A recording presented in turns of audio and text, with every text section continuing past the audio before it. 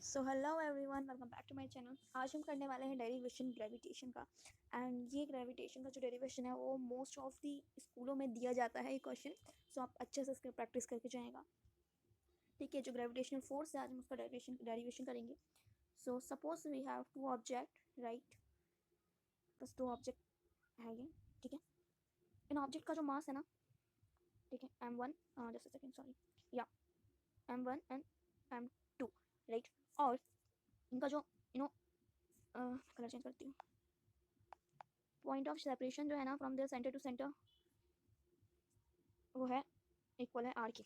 ठीक है, अब जो ग्रेविटेशनल फोर्स है, law of gravitation, Newton's law of gravitation के अकॉर्डिंग अगर हम बात करें, देन फोर्स जो होता है वो डायरेक्टली प्रोपोर्शन होता है by the product of the masses. अब ये करने से पहले आपको पहले स्टेटमेंट लिखना पड़ेगा यहाँ पे। ठीक है, यहाँ पे पहले स्टेटमेंट लिखेंगे पूरा, कि मैं आपको बता देती हूँ। According to the Newton's law of gravitational force, force is directly proportional to the product of the masses, both masses, and inversely proportional to the square of distance, right।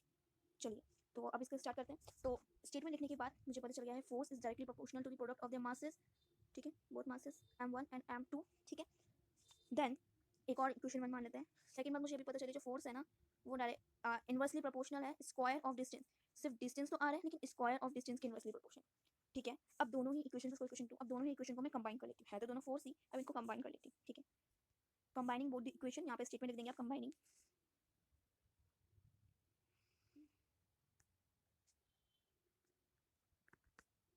ठीक है, अब इन इक्वेशन को मैं combine कर लूंगी तो मेरे पास आ जाएगा force is directly proportional to the product of their masses and inversely proportional to the square of distance, right. अब ये सब करने के बाद let me take a new slide. ठीक है, इसको याद रखना, हमने इतना कर लिया है। ओके, तो ये सब करने के बाद हमारे पास आ गया था कि जो फोर्स है वो डायरेक्टली प्रोपोर्शनल हो गए दोनों के। ठीक है, इनवर्सली प्रोपोर्शनल हो गए।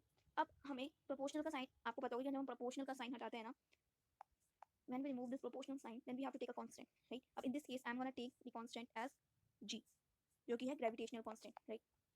तो f इक्वल टू, यहाँ पे मैं g ले लेती हूँ, कांस्टेंट हटाया मैंने, सॉरी प्रोपोर्शनल का साइन हटाया और मैंने कांस्टेंट में क्या ले लिया है, g। आपको मेंशन करना पड़ेगा कि g क्या है, इसकी वैल्यू क्या है। तो अब मेरे पास जो फॉर्मूला आ जाता है वो आगे मैंने एज इट इज मैंने होता है। ठीक है, तो यही आपका फॉर्मूला है। अब आपको इसमें लिखना पड़ेगा where g is equal to, g is the, ठीक है, where g is the gravitational constant, universal, यहाँ पे यूनिवर्सल लिख देंगे, universal gravitational constant.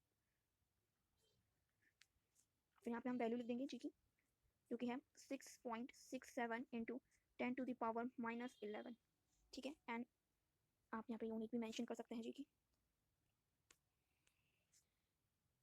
Newton metre square पर केजी स्क्वायर, या ठीक है। I hope it is clear to you. If you like this session you can subscribe to my channel for more such easy derivations.